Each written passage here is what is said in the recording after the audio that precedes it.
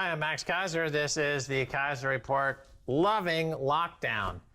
If I knew lockdown was this great, I would have done it sooner. It's just magical time of reawakening.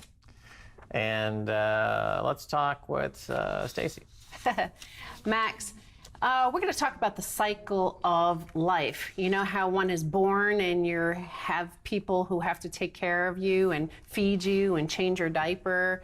And then by the time you're in your 80s or 90s and you're at the end of life, you're at the same sort of position and having people change your nappies and feed you and bathe you and put you to bed.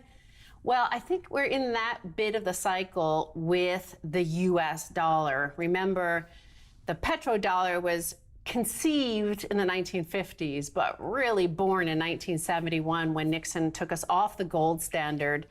And we've come full circle because remember in the 1970s, we had the oil embargo wars in the early days of this petrodollar being a full, US dollar-backed global currency grid. And here we have special report, Trump told Saudis cut oil supply or lose US military support. So apparently in an April 2nd phone call, Trump told Saudi Crown Prince Mohammed bin Salman that unless the Organization of the Petroleum Exporting Countries, OPEC, started cutting oil production, he would be powerless to stop lawmakers from passing legislation to withdraw US troops from the kingdom, four sources familiar say. Yeah, well, I don't really understand this whole Saudi relationship anymore. You know, I mean, why do we have troops there in Saudi Arabia anyway? Why do we have troops in Qatar? It's a huge military base, right? It's a waste of money. Why do we have troops in South Korea? That's a waste of money. Why do we have troops in Germany? 50,000 American troops in Germany. That's a waste of money. You know, because we have this huge military presence all over the world. We have a huge CIA, NSA, all these intelligence agencies that we pay, you know, as taxpayers. They're funded with $1.5 to $1.7 trillion a year. And then when this COVID-19 thing hits, Trump is like, oh, we don't know where it's from. We think it's from China. We think it's from Wuhan. Like, what am I paying the CIA for? They can't do a coup in Venezuela. They've lost their ability to do a coup anymore. They don't know what's going on anywhere in the world. What? Give me back my money. Okay, I know what to do with my money. I don't need to be giving it to the CIA. Well, in terms of it looking a lot like the 1970s right now, as we head into the last days of the dollar, you know, back in 1973 through 79, we had, you know, the 1973 oil embargo, then we had the 1979 Iran Revolution, and that caused in 73, the price of oil went from $3 to $12, and this caused those huge lines. It caused stagflation. We had inflation. We had an interventionist Fed, by the way. That was the beginning of the interventionist Fed when Tall Paul came in 1979, and he raised interest rates way up high in order to basically keep the dollar as good as gold. Now we have the opposite, where we're having to go negative. And then there was a shortage of supply of U.S. oil, and that was maintaining, you know, the U.S. dollar and our primacy and our hegemony. We threatened to basically bomb them or, you know, cut off Saudi Arabia at that time. But they had the power. Here we have the opposite, is an oversupply. This was Ted Cruz back on April 21st, and he tweeted, 20 tankers filled with 40 million barrels of Saudi oil are headed to the U.S. This is 7 times the typical monthly flow. At the same time, oil futures are plummeting and millions of U.S. jobs in jeopardy. My message to the Saudis: turn the tankers the heck around. So, you know, just like when you're a baby and you're born and your diapers are this big, now our diapers are this big. And, you know, that's the only sort of difference. It's very similar to what we had in the 1970s. Well, at least we're off the Russiagate hoax. Remember that ran for like 3 years off Broadway on CNBC. Rachel Maddow playing the crazy housewife who sees Russians in her cupboards. Oh my God, Russians! And then that got played out. And then I think we're on to China, Wuhan Gate. And the Saudis are trying to disrupt the American shale industry. Oh my God. Imagine that. They're trying to disrupt the American shale industry. After we boasted that we are bigger exporters of oil than OPEC, than Saudi Arabia, they responded, right? And they're out there sending, thousands and thousands of, tankers lined up. You know, we need females running the world. I think males have you know, their sell-by date has come and gone. They're just too stupid.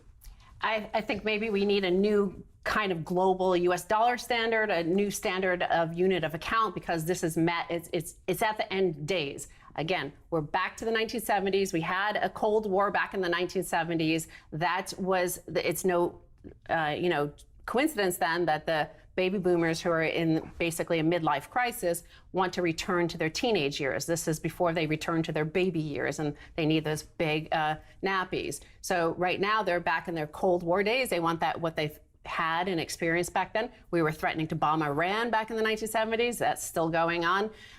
We had Nixon also, of course. Not only did he take us off the gold standard, but he also, you know, introduced China back in. He brought China into the world economy. That's been great for China, not so great for the U.S. citizen.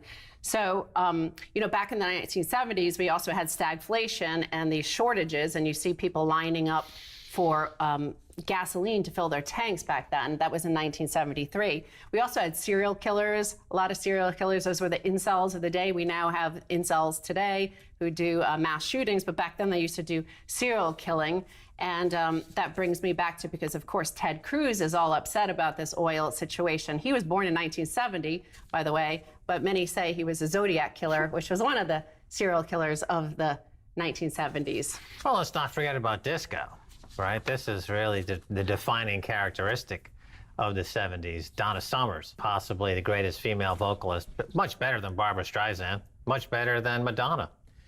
Donna Summers is really, maybe not as great as Chaka Khan, but definitely she put the boogie into the 70s like nobody's business. I can tell you that. And remember, I said there's a cycle of life. We've come full circle. And this is a most amazing quote from Richard Nixon in 1973. And this is when the oil embargo started, and Iran, then as OPEC, they said they wanted the price to double or triple. They wanted to set the price higher, and it was at $3 at the time for a barrel of oil. And it did eventually go to $12, but Richard Nixon, of course, was angry, and he said this. And now think of fracking and what has happened today with negative oil prices. In September of 1973, Richard Nixon said, quote, "Oil without a market, as Mr. Mossadegh learned many, many years ago, does not do a country much good," referring to the 1951 nationalization of the Iranian oil industry.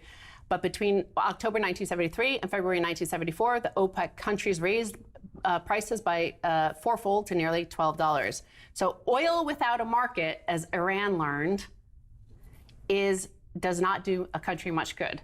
So here we have fracking without a market, without storage for their price that they need to break even. Yeah, Nixon also said at around that time, famously, I guess we're all Keynesians now, right? So he understood that the economy was transitioning to one of pure debt-based fiat money, right? That the days of hard money, the days of accountability, the days of the American supremacy in terms of its ability as a manufacturer or an exporter, what they inherited after the huge win of World War II, were over. And there was also the last time that wage earners had any kind of decent wages. The average wage earner could support a family and not live in their car and work in Walmart. Sure. Right. So he understood the damage he was inflicting on the U.S. economy. And yeah, you know, the oil market should have gone belly up long ago. You know, it supports an antiquated industry that has already been superseded by far superior technologies than the combustion engine and some of these other technologies that are 100 years old or more. But, you know, we keep it around like some demented 98-year-old great-great-grandparent that, you know, maybe is past their prime. Well, that sounds like our presidential race, but let's move on to what, here he was not only referencing how the U.S. empire was born of, violence and threatening overthrowing the democratically elected Mossadegh in Iran, and he nationalized the oil industry. Today, we've come full circle because America has basically nationalized its oil industry. It's been 0% interest rates. The interventionist Fed that has subsidized the oil industry, the fracking industry, which has lost money for the last 10 years. And that the only way you could lose money and keep on going is in a Soviet sort of style where you're being subsidized by the state. But now the U.S. government is going to intervene and bail them out, even though they still won't make money. But now the taxpayer gets to own them. And in terms of this full circle, he took us off, Richard Nixon took us off the gold standard, hard money, and we're now back to hard money. Bitcoin is the revenge of hard money against this. It's the death knell. It's the final nail in the coffin of this U.S. dollar system that has sputtered and sputtered.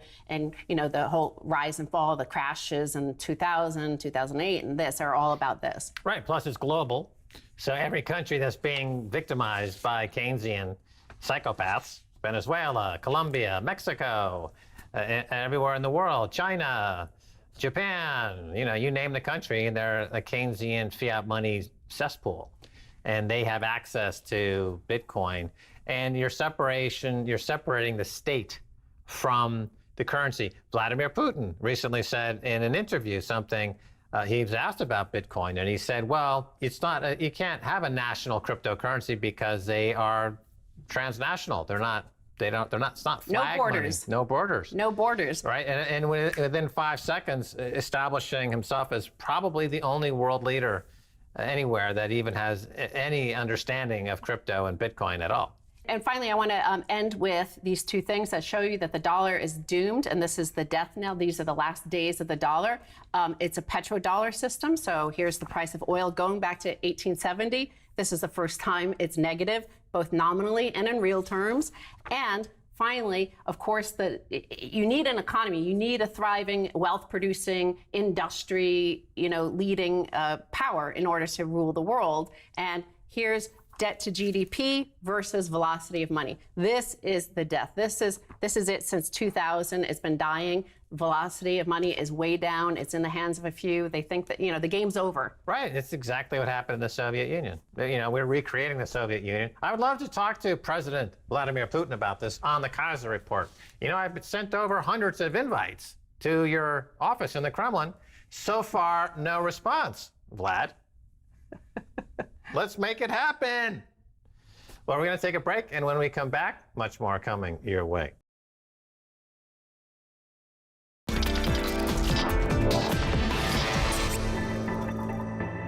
Welcome back to the Kaiser Report. I'm Max Kaiser. Time now to go to Jason Williams. He's a co-founder and partner at Morgan Creek Digital. Jason, welcome to the Kaiser Report. Hello, hello. Great to have you on. Now, we wanted to get you on for one thing that's going on here is the halving. It's expected around May 11th in the Bitcoin halving. To explain briefly what that is for folks, and has it been priced in yet? Yep. So the halving is an important event in the Bitcoin world where the allocation of Bitcoin gets cut in half. It's a devastating event for miners in that they have to have their businesses right, or they will essentially go out of business. So what you're seeing right now is an exciting moment, a little bit of FOMO. People are buying into this event. My opinion is, though, we're going to have a sell the news puke and probably have a minor capitulation going into the halving, which causes the price to go down, some sell pressure. But amazing event, happens every 4 years, and this is Bitcoin's Olympics. Yeah, cool. Bitcoin's Olympics. You mentioned mining there, and you got into Bitcoin really mining and doing a lot of mining, and we can talk a little bit more about that. But to kind of broaden that a little bit, so I just saw a number basically that miners spent or were rewarded last year. I don't know how many billions of dollars, but this was positioned as this is the cost to secure the network. Mining secures the network. Explain what that means. Yeah, so the hash rate that's contributing to mining Bitcoin, it costs money. So you have to purchase power, put that power through computers. Those computers cost money, and that money, those assets, that contribution of that hash rate, all secures what is the blockchain of Bitcoin and secures those transactions. You're able to, for people like me who are investors in Bitcoin, arrive at a base price for Bitcoin. If you can start to look at the amount of hash rate that's contributed to the network. Most of us feel like here in North America, the floor for mining Bitcoin is around $5,000, $5,800. If you're in Kazakhstan or Iceland, could be lower. Some of the miners, like Genesis Mining, may even have lower base prices, but you're able to start to contemplate what the floor is on this thing, where it really brings the pain for miners if the price drops. So it sounds like any other type of mining, gold mining, silver mining, cobalt mining, there's a cost to it. And if your profits don't exceed the cost, then you're going out of business. You know, this is interesting because a lot of people say Bitcoin's backed by nothing.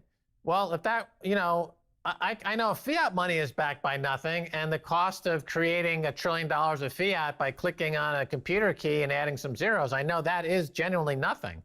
But in the Bitcoin area, actually, there is a cost. It is backed by something. Explain. Yeah, I mean, it's backed by the cost of the computers. So back when I started mining Ethereum and Bitcoin, we were building GPUs, buying ASIC miners.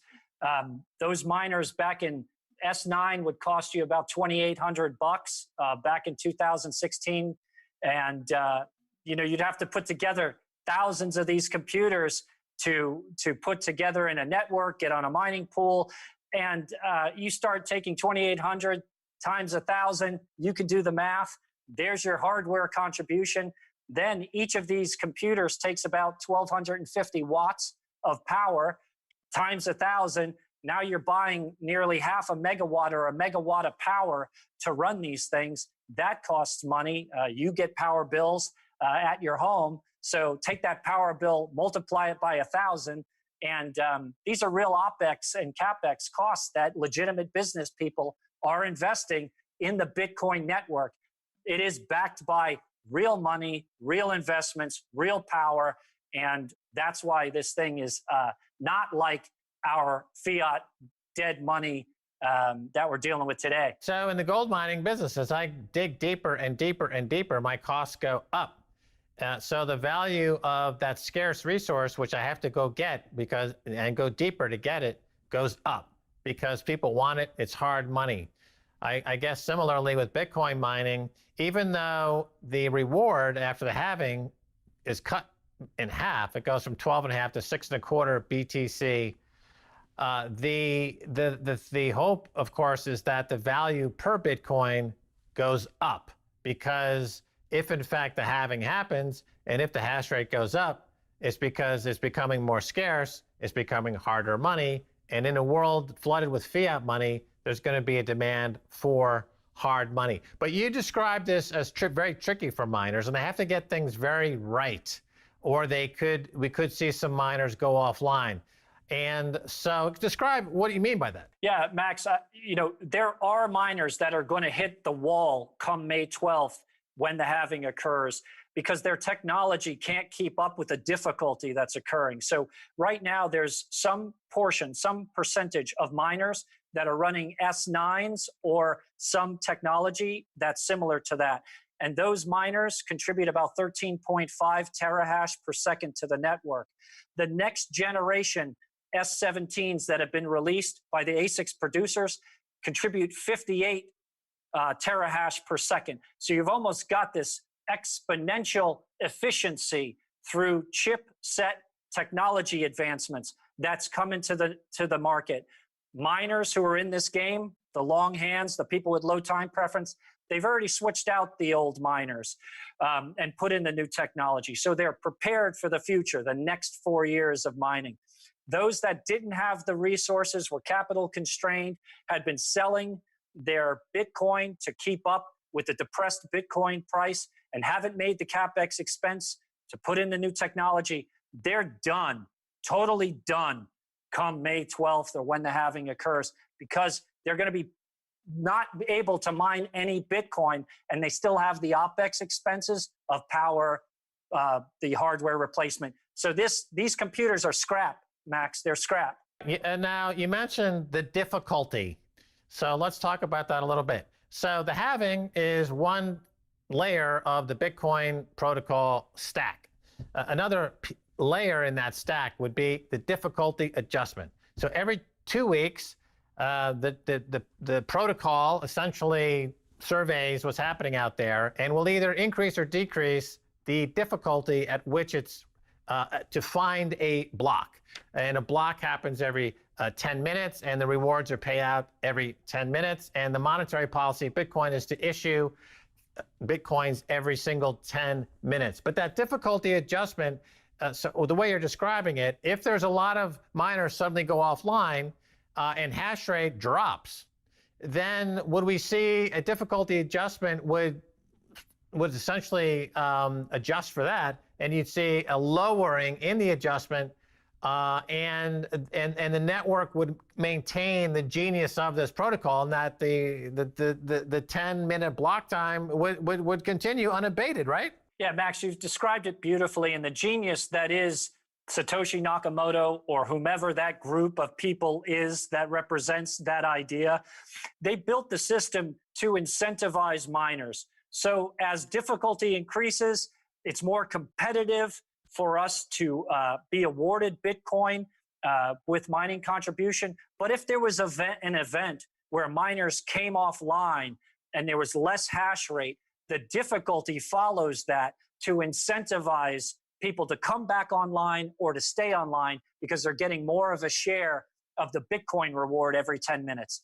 It's an amazing monetary policy that's algorithmically driven, without a Fed, without Jerome Powell, without these, as you would call them, kleptocrats and all this crony capitalism.